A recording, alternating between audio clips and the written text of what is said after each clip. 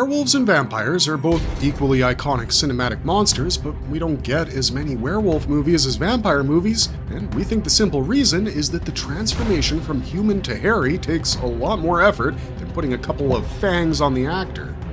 Naturally, getting a werewolf transformation correct isn't everybody's cup of tea, and yet there have been some legends, like Rick Baker and Rob Bottin, who managed to pull it off and did so with flying colors. That's why in this video, we're going to be talking about exactly that. The 10 most horrifying, but technically impressive, werewolf transformations in cinema history. So, without further ado, let's get into it, shall we?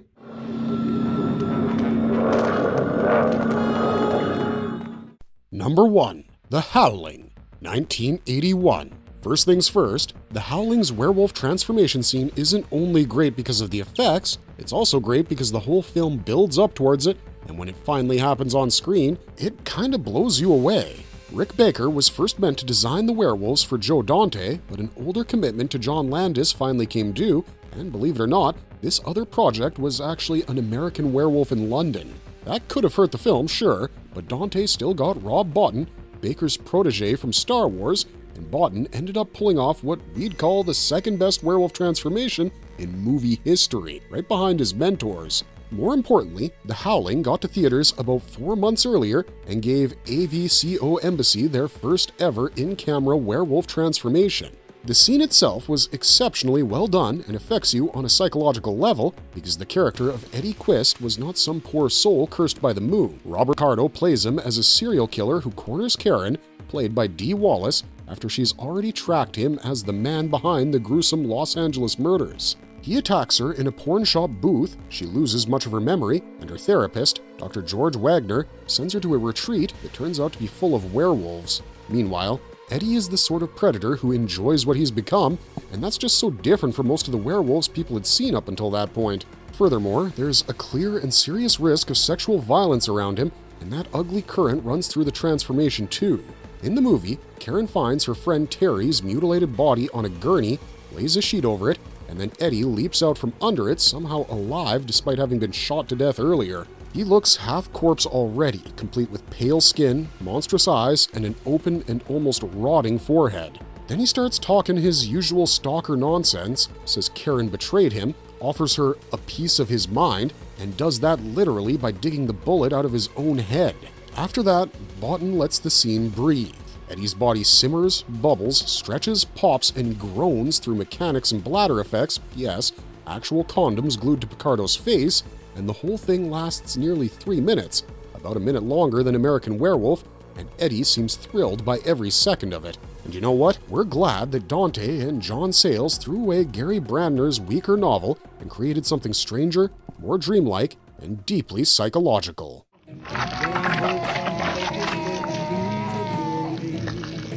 2. An American Werewolf in London, 1981.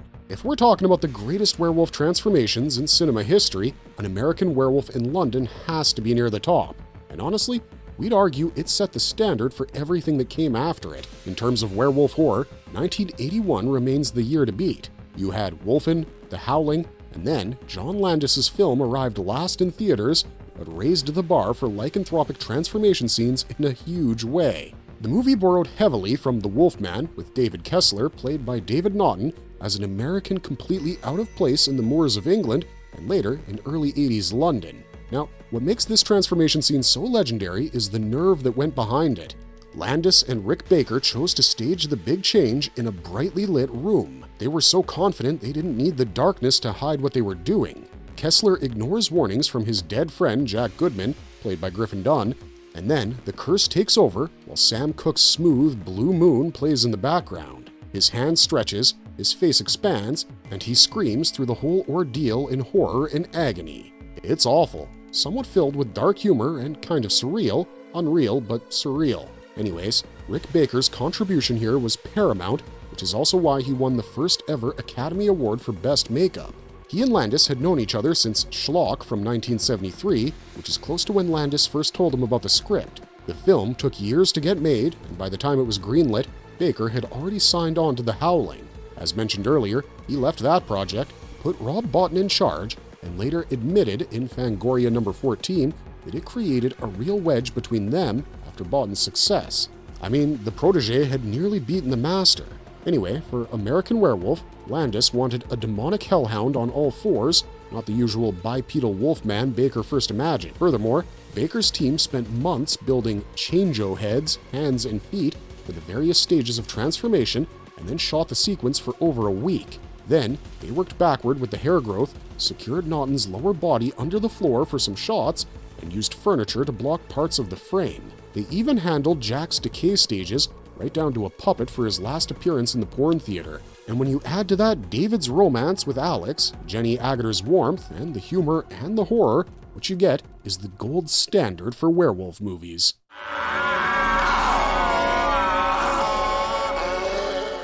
3. The Company of Wolves, 1984. Neil Jordan's 1984 film is a very strange, dreamlike dark fantasy adapted from Angela Carter's short story, with Carter herself co-writing the screenplay. A decade before Interview with the Vampire, Jordan built a gothic little fever dream and developed a taste for beauty, evil, folklore, and erotic unease. The story follows Rosaline, played by Sarah Patterson, a teenage girl whose elaborate dream riffs on Little Red Riding Hood. In that dream, set in an 18th century village, her sister dies at the jaws of wolves. Her grandmother, played by Angela Lansbury, tells her nested tales about werewolves, and in the end, a huntsman, played by dancer Misha Burgess, kills Grandmama, seduces Rosaline, and draws her toward the forest and a pack of wolves before she awakens. Now, what really pushes the film into top-tier werewolf territory is Christopher Tucker's work. The mutations come together through animatronics, practical effects, and Tucker's makeup design.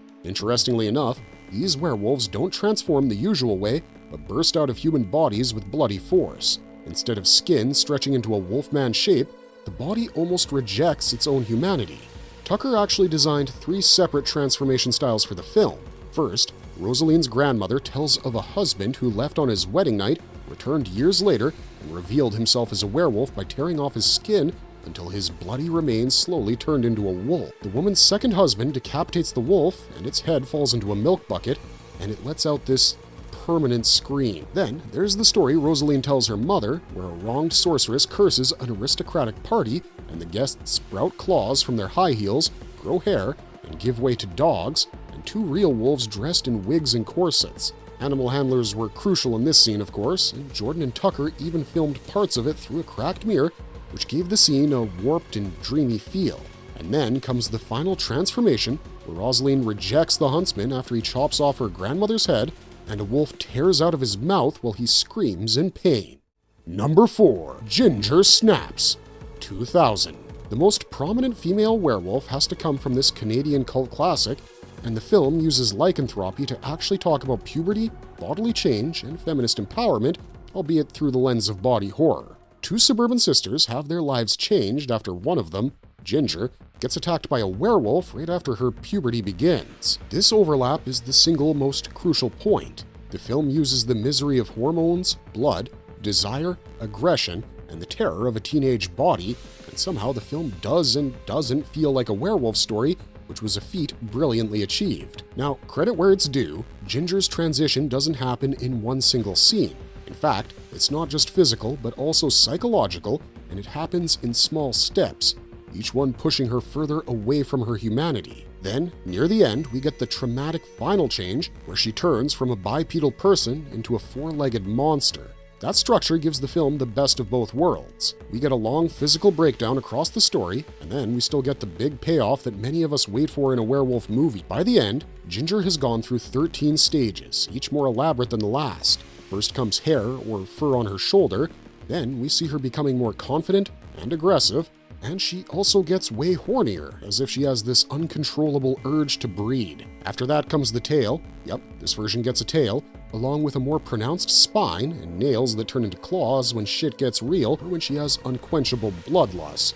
When Ginger gets her navel pierced, the film reveals fangs and altered irises. As time passes, the tail grows, the fur becomes harder to ignore, and her face and skin keep on changing, and towards the end, when Bridget finds her, Ginger's face is full of wrinkles and formation lines, as though she's finally about to become a werewolf and stay that way forever. And then she does. Sadly, that final transformation scene is shot in the darkness because obviously they didn't want the fallacies of the practical effects to show in the movie, but what we do respect wholeheartedly was that Ginger Snaps used zero computer-generated effects. The final werewolf, pale and not heavily covered by fur, feels genuinely monstrous instead of the usual furry wolf-like creature we get, which made the creature look vicious, angry, and weird in a fantastic sort of way.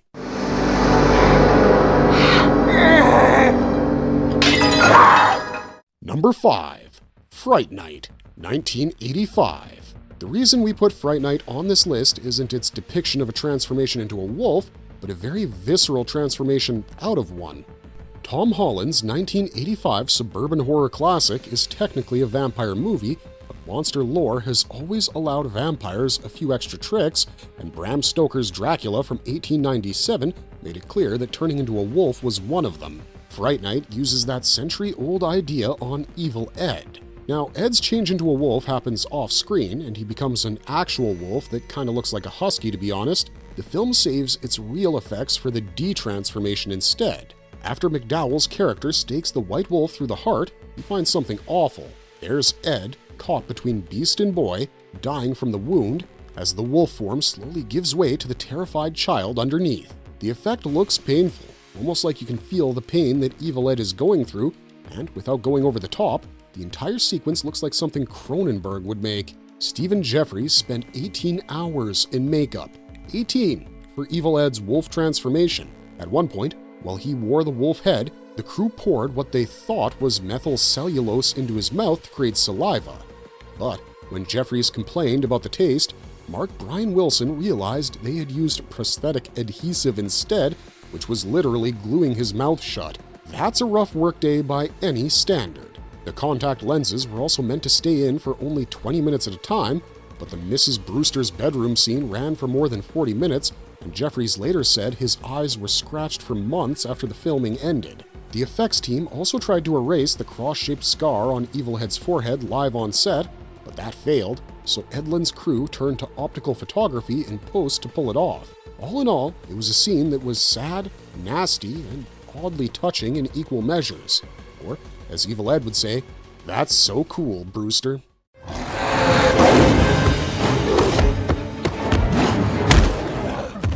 Six. The Wolfman, 2010. The Wolfman didn't exactly tear it up at the box office, but it clearly has one of the best transformation scenes out there. As a remake of the original Wolfman, it keeps the basic plot intact. Benicio del Toro takes over the role of Lawrence Talbot, an American who returns to his ancestral home after his brother Ben Talbot is murdered, only to end up cursed after a wolf attack. Anthony Hopkins plays his father, Emily Blunt plays the grieving widow, and the story is all about gothic horror coupled with inner torment, death, the supernatural, and a family that's still suffering from old wounds. Now, the movie does pile on extra subplots and stretches itself more than it needs to, but the second Lawrence starts sprouting hair and fangs, you find yourself on the edge of your seat. Once again, handling the werewolf design was Rick Baker, who took Jack Pierce's old Wolfman design and updated it with more ferocity while still respecting the original. Now, what you need to remember is that this movie's star is not the werewolf, but the Wolfman, and the makeup artists remember that too. Pierce built the 1941 creature with prosthetics and a wig made from thousands of yak hairs, and Baker only elevated that. However, the slightly unfortunate element is that although the film used Baker's concept art and sculptures for scans and used them as a basis, they still chose to use some CGI. He wasn't asked to help with the rendering, and later, Baker was very openly disappointed, and honestly, we get it.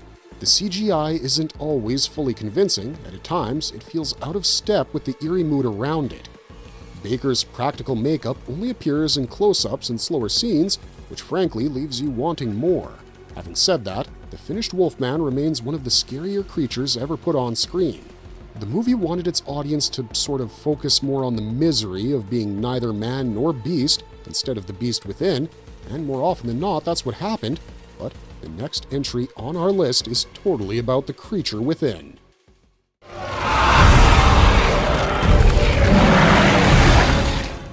7. Van Helsing, 2004. As far as werewolf transformations in movies are concerned, Van Helsing usually brings out a lot of mixed reactions, and yeah, we get it. A lot of horror fans, us included, tend to be cautious with CGI in werewolf scenes. Digital effects can work when you don't notice them, but because a man turning into a beast is already such an unreal image, computer work can feel obvious, especially when you compare it to some of the prosthetic transformations we've already covered. Still, we gotta give Stephen Sommers credit here. The man had a big visual idea, and in the case of Van Helsing, the idea was genuinely cool. When Will Kemp and later Hugh Jackman fall under the full moon, they don't just grow fur and fangs, they rip off their clothes and then peel away their own skin, which nearly gives you the feeling that the beast might be trapped underneath and is forcing its way out. That concept of the beast within breaking through is excellent. Although the movie itself may feel like the gothic universal version of Scooby-Doo, Jackman and Kemp sell their parts very well, almost like addicts going through withdrawal, and that helps a lot. In fact, one of the best transformations here isn't even man to wolf, but wolf to man, which is more rare. Usually, after the bloody business is over, we cut to some poor naked human on the floor and move on, but not Van Helsing. Here, you can see the skin stretch, and there's this sense of another layer above the human one, separate from the fur layer, the actual werewolf layer, and it all comes together to seem somewhat believable, which again is rare. Our only nitpick here is with the final transformation before the Dracula fight. Compared to the others, the skin there falls away in a plasticky way, and it could have used more flesh and more blood, with more hair pushing through and more color variation. Even so, I think special effects fans should judge this stuff from an artist's perspective as well. CGI is still art. Computers don't make these images on their own, artists do. And for 2004, the same time we were getting movies like Harry Potter and the Prisoner of Azkaban, Spider-Man 2, Hellboy, and Troy, what Van Helsing pulled off was very impressive.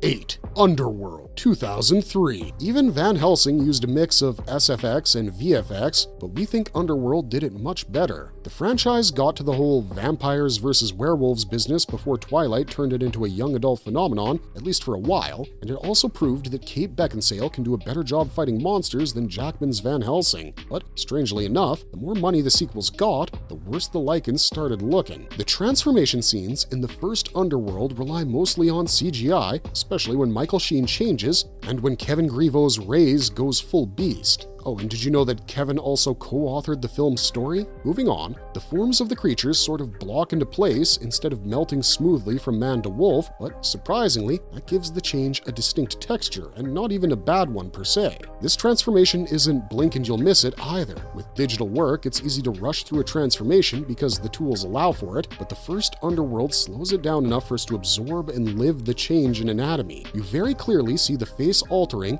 the aggression rising, the body warping into something super deadly. A lot of what makes the lichens look so good in the first movie is the result of practical creature design. Their monstrous faces extend almost like accordions, their fingers crack with rapid motion, and the sound design only elevates those bone snappings, which helps in selling the effect. The first movie also gave us huge werewolves built with practical costumes and stilts to create those bent canine legs, which was a very good call. Scott Speedman's third act hybrid transformation also deserves a shout out because his skin and eyes turn onyx black while a digital snout pushes out and retracts in a cool little effect. Meanwhile, Underworld evolution went even bigger with William, the first and most powerful werewolf in the series. The lore says the bloodlines began with the immortal brothers Marcus, the first vampire, and William, the first werewolf.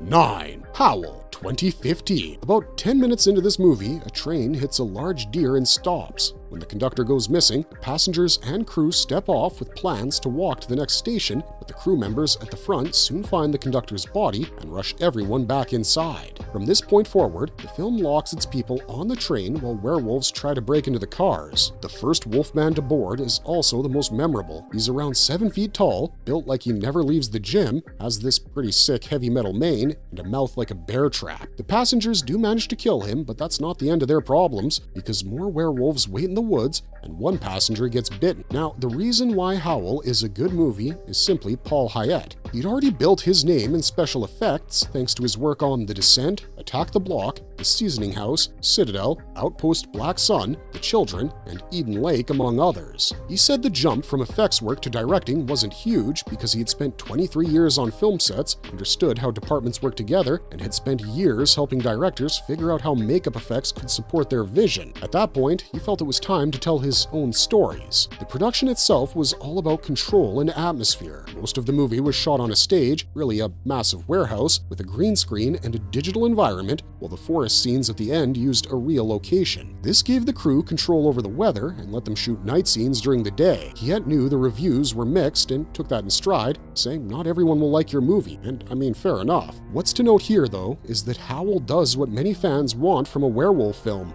It keeps things fast, looks creepy, and gives us beasts worth remembering.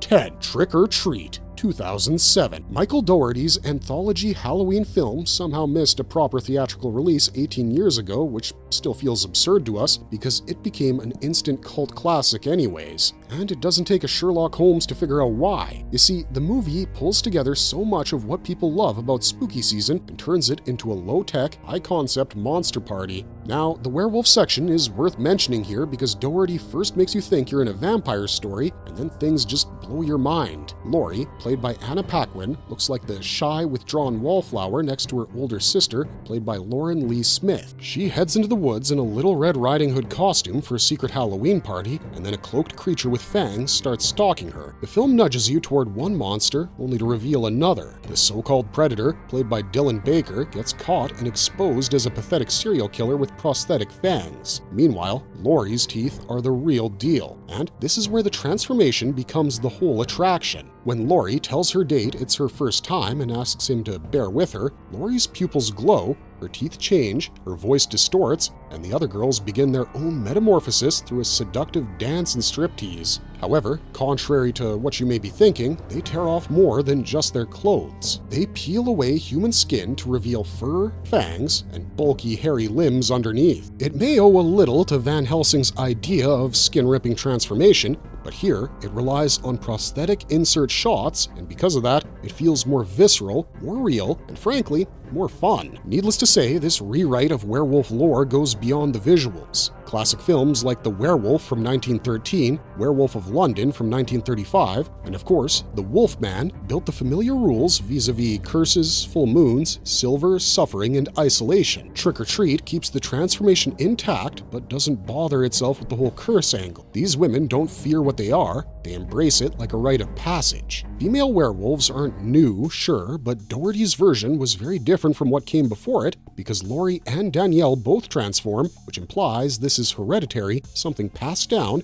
and not really something that we need to be wary of unless, we're being a jerk out in the woods. Sadly though, that's all we got for you this time, so if you like this video, please consider hitting those like and subscribe buttons. That's the best way to see more of this kind of content popping up on your timeline, and those 2 clicks from you help us tremendously in making more of this kind of stuff. That said, thanks for watching, stay safe out there, and we'll see you in the next one. Bye for now.